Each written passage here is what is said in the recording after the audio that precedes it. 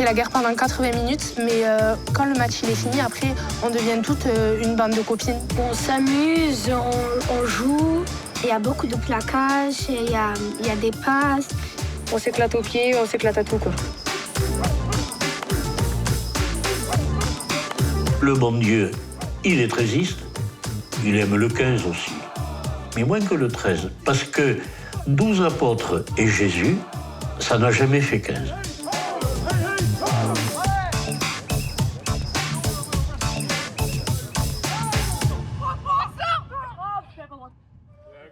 Le rugby, je suis tombé dans la marmite lorsque j'étais tout petit, puisque mon père m'a mené au stade de la Chevalière à Mazamet, le temps où il y avait une très grande équipe.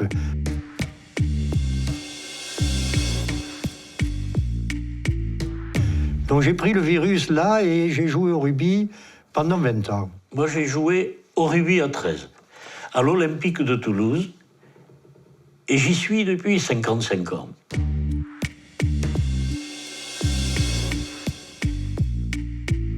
J'y suis arrivé en 68, et j'y suis encore, puisqu'on m'a demandé d'être le chaplain de l'équipe, celui qui s'occupe du mental, du psychologique et du spirituel, bien sûr.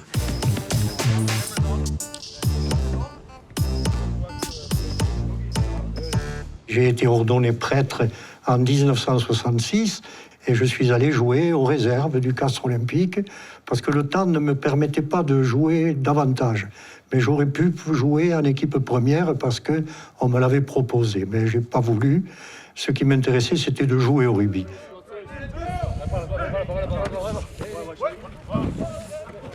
Je suis donc ordonné prêtre il y a un peu plus de 45-46 ans maintenant. Et je dis à mon évêque, Père, maintenant, si vous le souhaitez, j'abandonne toute activité sportive pour m'attacher à l'essentiel de ma mission. Et là, j'ai eu cette super réponse de mon évêque qui m'a dit, Gérard, il faut que le prêtre soit immergé dans la patte humaine. Tu es impliqué dans le monde du rugby, c'est là que tu dois être. J'étais séminariste à Toulouse et j'avais toujours cette passion du rugby en moi. Et le supérieur du séminaire, qui s'appelait Monseigneur Brunon, était un homme ouvert et sportif.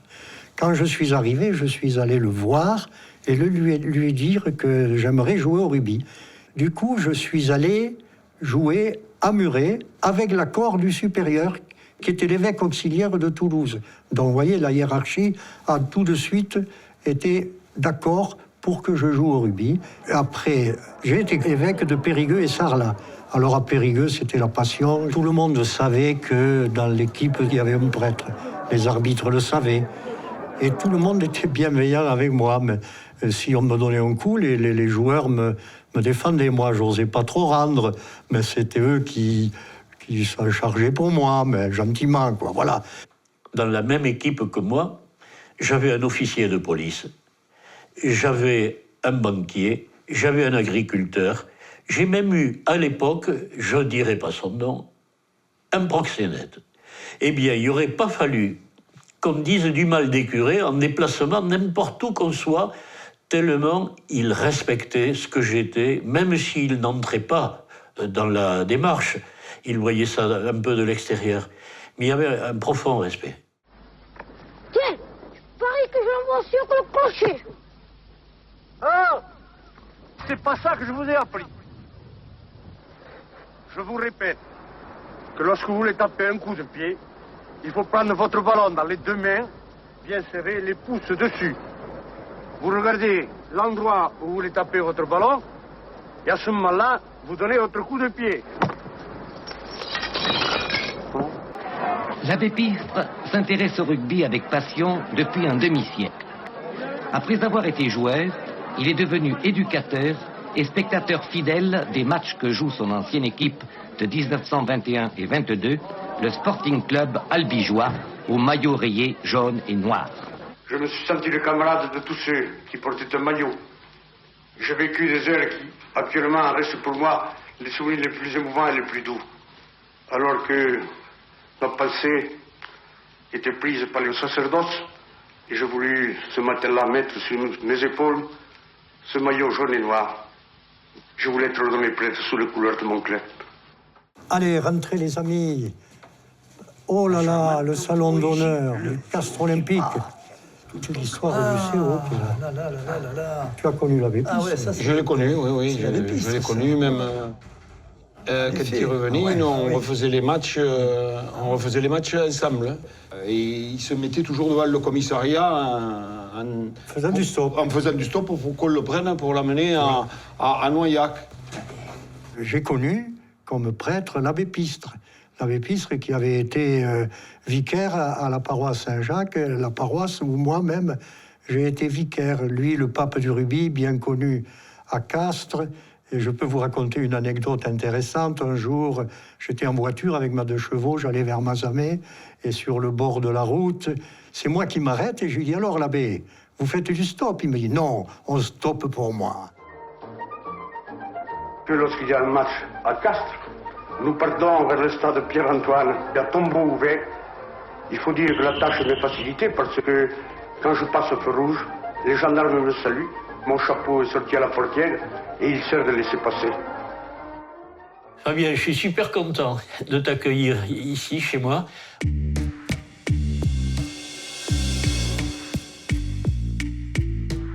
Tu vois, c'est un peu chargé parce que... Comme presbytère, il est un peu particulier quand même, parce oui, qu'il est richement décoré. Non, mais c'est pour cadrer les gens quand ils viennent. Je voudrais qu'ils aient compris où ils sont tombés. Et je me rends compte que tu as plus de trophées que moi, en fait. Non, mais je les ai pas achetés au puce. C'est ça. Tu as des maillots aussi. Hein. Oui, alors là, tu vois, il y a l'Australie. Ouais. Là, c'est les Anglais. Et puis ça, la Nouvelle-Zélande, bien sûr, les All Blacks. Ça, c'est rarissime, hein, je pense. Hein, oui. Sur un maillot, quand même. Hein. Voilà. Le kiwi, l'emblème du rugby à 13. Ouais. Voilà. Et donc, bien sûr, ces maillots, je les ai mis dans mon bureau parce que ça me sécurise. Moi, j'ai beaucoup côtoyé des gens qui n'avaient pas la foi dans les différentes équipes où j'étais, aussi bien au Toulouse 13 qu'en équipe de France. Il y avait un profond respect pour les gens de foi. Il y a des équipes où ça fait partie du protocole, notamment les équipes du Pacifique. Hein. Faire la prière avant les matchs, après les matchs, ensemble. Alors que d'autres se tapaient la tête contre les murs dans les douches pour se motiver. Oui. Il y a différentes façons de se motiver. Patia! Lopati!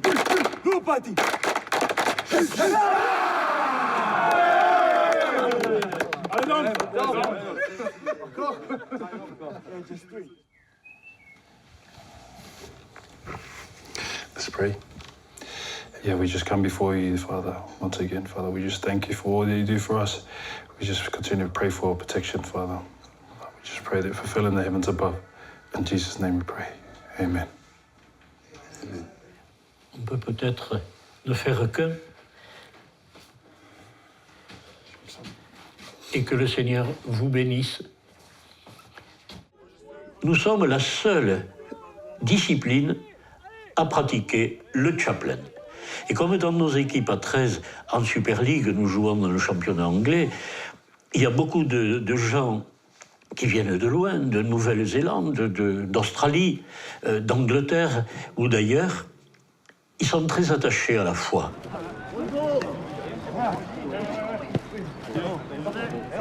Vous êtes néo-zélandais, tous les trois. Pourquoi prenez-vous du temps pour prier avant et après la partie ? On prie pour la protection quand on entre sur le terrain, pour se livrer, donner tout ce qu'on a et ressortir sans blessure, avec le respect des deux équipes. Personnellement, l'an dernier a été une année assez difficile et j'avais besoin en quelque sorte de m'y replonger. Pas seulement le week-end, mais tous les jours. Oui, je suis d'accord. Je pense que dans mon expérience de vie, et même dans la vie de chacun, il y a des hauts et des bas. Et cette orientation de la foi nous a à peu près maintenus dans le droit chemin. Même si les choses ne se passent pas comme on le souhaite, avec les blessures et toutes ces choses en dehors du rugby, c'est bien pour nous d'avoir ce guide.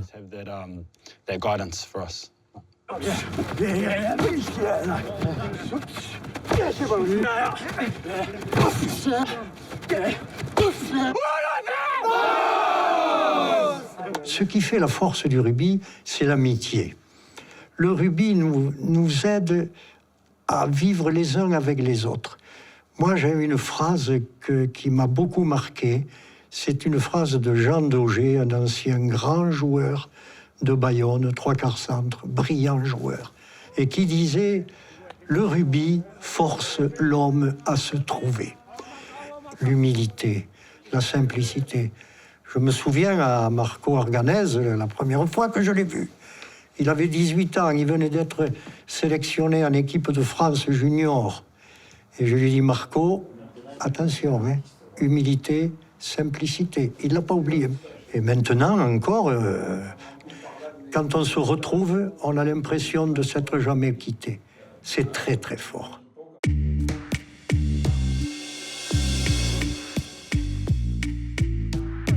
Mais là, écoute celle-là, oh celle-là. C'est quand j'étais tout petit. Bon, elle est magnifique. J'allais au stade de la Chevalière, tu me reconnais. Ah oui, tu me oui. reconnais de suite. Je te reconnais de suite. Voilà, très bien. Moi, j'ai gardé ma licence du Castres Olympique, là, tu vois, avec derrière tous les matchs que j'ai faits, quand même, hein. La signature des arbitres et tout. Oui. C'est de bons souvenirs, quand même, pour nous, hein. Nous, on jouait dans la rue, mais en fait, moi, j'ai été enfant de cœur avant de jouer au Castres Olympique. Voilà. J'habitais pas loin, donc que je commence à jouer au rugby, ça coulait de source, parce que moi, j'allais à la messe, et puis après, le dimanche après-midi, on allait voir le rugby et les grands qui nous amenaient, parce que c'était un quartier. Cette photo, c'est une photo de Christian Calmet. Oui, il fait Jésus, là. Il a les bras en croix, là. Tu vois. Bon, mais il faisait un peu de musique, là. Il y avait un peu de bruit. C'était en 75. Le rugby, en fait, j'ai commencé à 13 ans. Je jouais au foot avant ça. Et j'étais déjà grand, voire même démesurément grand. Et donc, j'avais les pieds un peu loin de la tête et l'information mettait du temps à passer. Donc, en fait, j'étais nul au foot. Et donc, quand je suis arrivé sur un terrain de rugby, je dis, c'est ça que je veux faire. Et en fait, je crois que ça m'a permis l'acceptation de ce corps un peu démesuré et le fait de le valoriser surtout. Je crois que ça a été une sorte de prolongement de mon éducation familiale aussi. Moi, je suis d'un milieu rural, un frère, une sœur. Dans un milieu, on partage beaucoup, en fait. On partage... voilà, on n'a jamais de différence entre les gens. Et le rugby, finalement, est venu un petit peu prolonger cette éducation que j'ai eue. J'ai pas vraiment ressenti de différence, en fait, entre ce qu'on m'inculquait à la maison et ce qu'on m'a inculqué dans le rugby, avec ces notions de partage, ces notions d'échange, d'acceptation de l'autre. Ouais, parce que nous... on a des petits gros, on a des grands maigres, on a un peu de tout, nous, dans nos profils. Et on a besoin de l'autre. On a besoin des autres et de leurs différences. Parce que le petit gros, il est accepté dans aucun sport. Chez nous, on en a besoin. Allez, non, ne t'arrête pas. Je ne pars que quand il est parti. Je vois personne qui tombe, pardon. Ok. Tu ne pars que quand il est plaqué. Soutien. Passe piston. Ok, va, avance. Tout le monde a ses qualités, même s'il y en a qui ont beaucoup de défauts. Par exemple, lui, ses qualités, c'est le plaquage. Lui, c'est la vitesse. Tout le monde a des qualités. Et du coup, il faut de tout le monde. Il faut des bons plaqueurs, des malins, des rapides, des gros, des maigres, tout ça.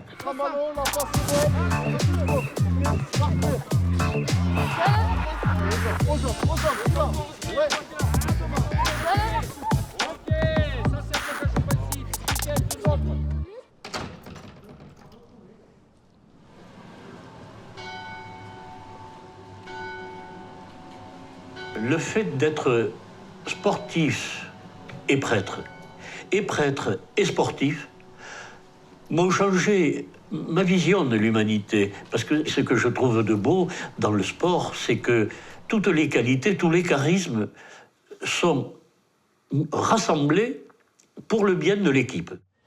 Bonjour.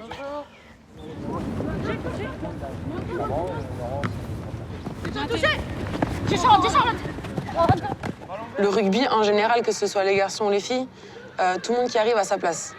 On a de tous les gabarits, je pense. On a de... Tous les caractères. Tous les caractères, ça c'est sûr. Mais non, mais il y a tout le monde... C'est hyper diversifié, en fait. On n'est pas toutes pareilles, quoi. Le propre et l'essence de ce sport, c'est qu'il n'y a pas de classe sociale, il n'y a rien de tout ça. C'est tous les gens qui aiment se rassembler autour de ce ballon, puissent venir en profiter à n'importe quel statut qu'ils puissent avoir. Tu peux arrêter comme ça. Le cliché sur lequel il faut qu'on se batte, c'est qu'une fille qui fait du rugby, elle fait un sport qui est très masculin, mais elle doit aussi être très masculine. Or, aujourd'hui, on se rend compte que c'est véritablement faux.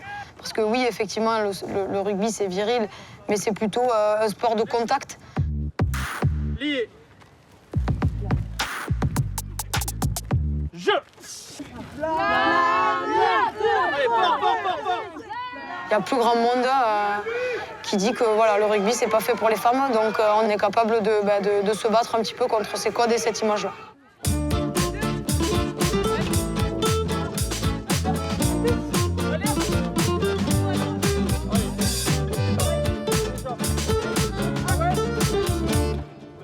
Le rugby, ça s'arrête pas sur le terrain, en fait. C'est tout ce qu'il y a autour. Nous, on passe à la troisième mi-temps, forcément, mais c'est dès qu'on va se retrouver à l'extérieur ou quoi, c'est l'occasion de faire des jeux, de chanter. Toujours le réflexe de se prendre les unes les autres dans les bras, etc.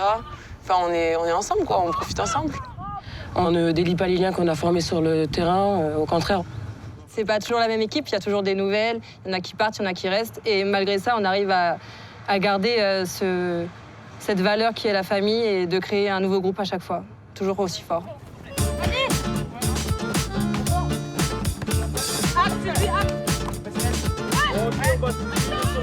Les amis, c'est important.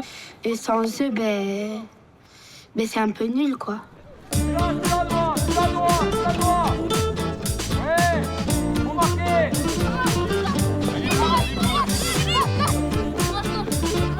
C'est pour ça qu'on est là tous les soirs. Sinon, s'il n'y avait pas ça, on se fait pas juste mal pour se faire mal. C'est vraiment juste d'être ensemble. Ouais, vraiment, c'est un lien de famille. Enfin, presque on passe plus de temps ici avec les filles, tous ensemble, que finalement avec nos propres familles chez nous. Exactement ça.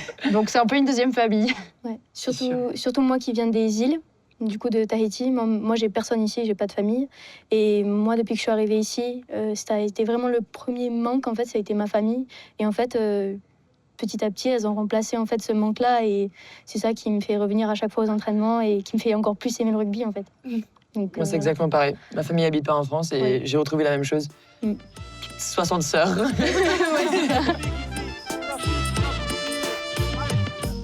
Hop, là. Allez. Hop, hop. Allez, joli. Allez, reste droit. Ouais. Ah, c'est bien. Hey, la balle de match. Mais tu tapes bien, c'est bien. Hein.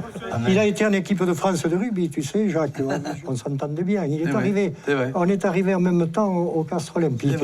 Puis alors à côté, je vais vous présenter les amis qui sont là, évidemment. Monsieur Cers, il s'appelle. Tiens, voilà. Oui, Jean-Pierre. Il a été excellent, 3 carrels.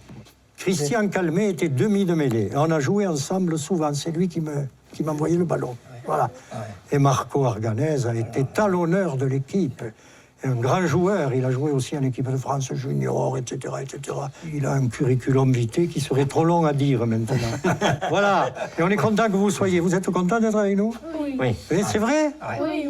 Bon, c'est la jeunesse qui nous pousse. C'est la relève. C'est l'avenir, là. Bravo. 50 ans après, si c'est pas de l'amitié, si c'est pas de la fraternité, si c'est pas de la communion, c'est la même équipe depuis 50 ans. Donc si c'est pas quelque chose qui ressemble un peu d'amitié et d'amour, on s'aime bien quand même. Talonne. Attention. Aïe. Voilà. Quand tu fais partie d'une équipe, il y a un sentiment d'appartenance à quelque chose, à une entité, le groupe, l'équipe, le club, la famille, on peut l'appeler comme on veut, et qui est un peu protectrice. Déjà sur le terrain, évidemment, hein, parce qu'on se protège tous les uns les autres. Et puis après, on est aussi un milieu, en fait, où il va y avoir de l'entraide entre les gens. On ne laisse pas les rugbyman sur le bord de la route, en fait. Et je pense que la religion, de manière générale, ça sert à ça aussi.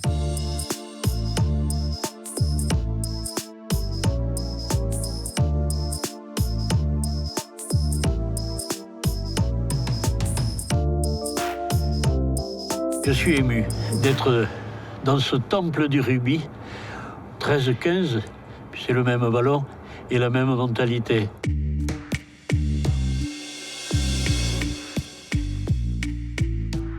C'est vrai que les valeurs qu'on essaye de développer dans ce rugby-là, que ce soit du 13 ou le 15, comme tu viens de dire, c'est quelque chose que l'on partage.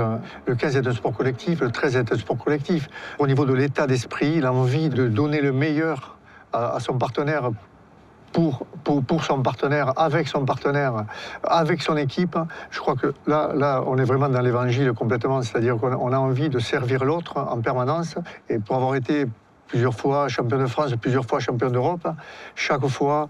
Merci Seigneur. Oui, Dieu a été présent. Oui. Très personnellement, briller, tout simplement, ça m'a toujours servi. Ça m'a servi avant les matchs, ça a été quelque chose de... très important pour moi. Aujourd'hui, je le vois encore, des joueurs venant de tous horizons qui ne pourront pas rentrer sur le terrain sans passer à Dieu, tout simplement. Et d'autres ne le font pas. Et en fait, je trouve que le chrétien, aujourd'hui, comprend ça, admet ça, partage ça.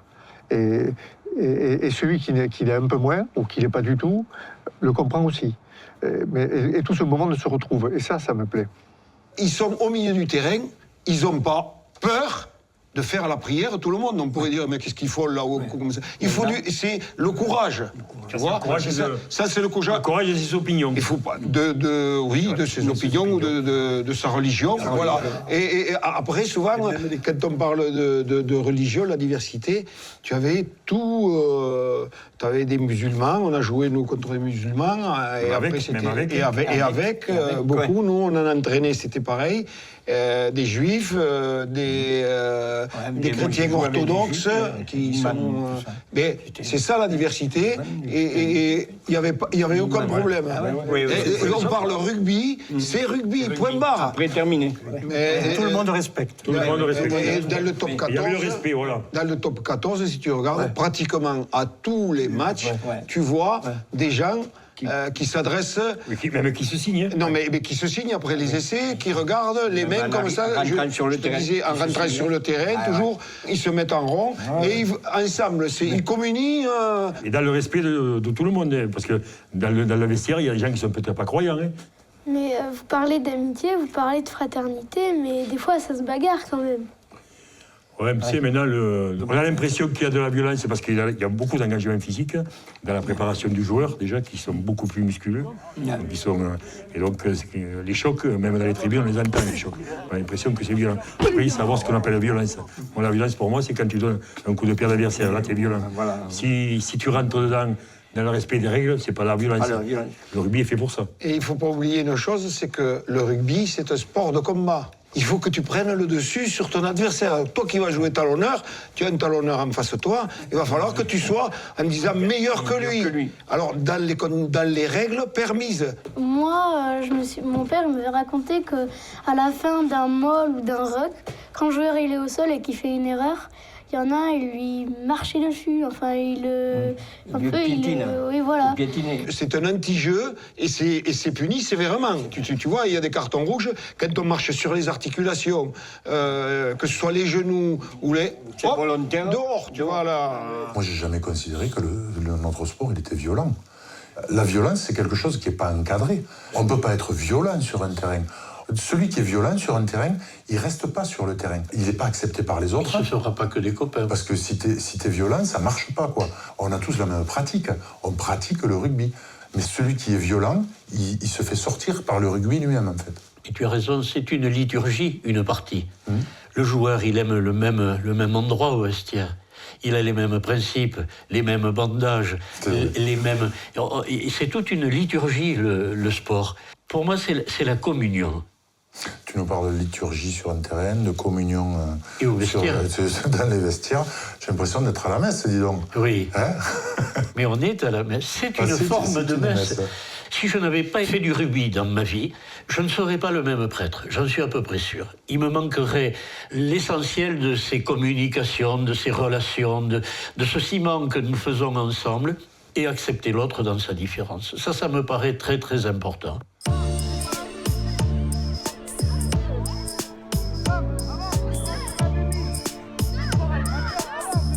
faut arriver à faire l'unité avec soi-même, à savoir qui on est et qu'est-ce qu'on cherche dans la vie, qu'est-ce qu'on veut vivre. C'est la solidarité, c'est la fraternité, le souci d'être avec l'autre, de s'y intéresser, de vivre et de jouer pour l'autre. Ça, c'est des valeurs chrétiennes de partage. Moi, je dis que le rugby, pour moi, a été une école de vie, et je dis que Dieu aime le rugby parce qu'il unit les hommes entre eux.